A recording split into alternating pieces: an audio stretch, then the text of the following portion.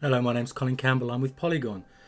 You're looking at Virginia. This is going to be a short video because Virginia is one of those, quote, walking simulators, a narrative story. And I really don't want to give too much of it away. And what you will see here is just the opening sections of the game where I'm just kind of getting used to the controls. And the controls are actually pretty simple. But, fair warning, not a lot happens in this video, but what it does do is give you a sort of sense of the look and feel of this extraordinary game, which I reviewed today on Polygon, and you should go read that review. This is one of those games where you just kind of walk through the world, you interact with stuff, you interact with people, and a story is told. It's about 2-hour long story is told. What's extraordinary about this game is that there's no dialogue, none at all.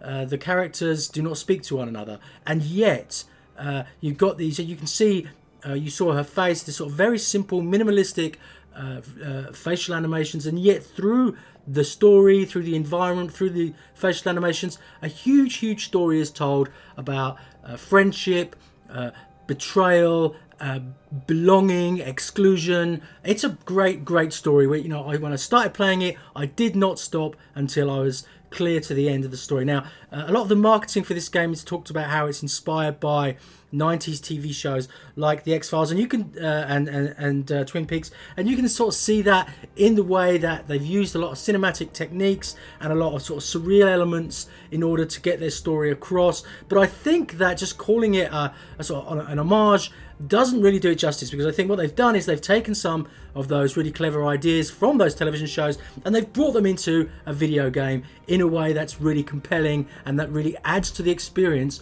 of video gaming as a whole. This is a great little story which I highly recommend to anybody who plays it. Like I say, this video it just gives you a sense of the game, but once you get into it, it's like watching the first 5 minutes of a movie, and if you ever play a game that's a movie-like, this is it. You don't have any choices in the game really.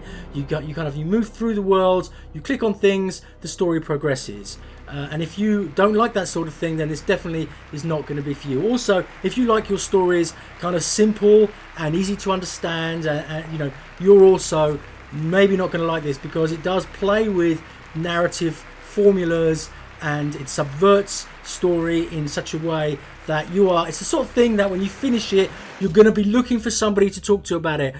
What does it mean? What did that mean? What do you think was going on here? Another thing I want to mention just as we get to the end of this video is that this is a game with two main protagonists, both of whom are women and are women of colour. And that's really unusual in video games, unfortunately, but there's a lot of brave and bold things going on in this game, and I think that the status of these women, they work for the FBI, it's the early 1990s, they understand that to a certain extent they're outsiders there, and that status is kind of magnified by the actions of their superiors, who to some extent want to turn them against each other. But at the same time, there are some dream sequences, there are some flash forwards and flashbacks, there is a really surreal hallucinating sequence. There's a wonderful musical score, and also they don't do the sort of stupid video gamey things that you expect. I sort of like, I better go and look at the computer so it tells me what I'm supposed to do. Yeah, no, it doesn't do that.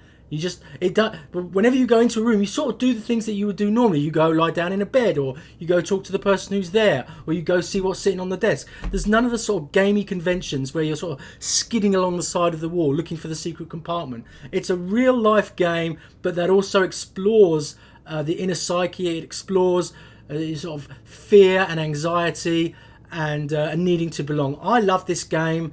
It really got me by the throat. I'm going to be recommending it to whoever I find and talk to, and people who love games and who love so-called walking simulators. So this is Virginia. Go out and play it. It's out today. And I'm Colin Campbell. I'm with Polygon, and you can read my full review on Polygon.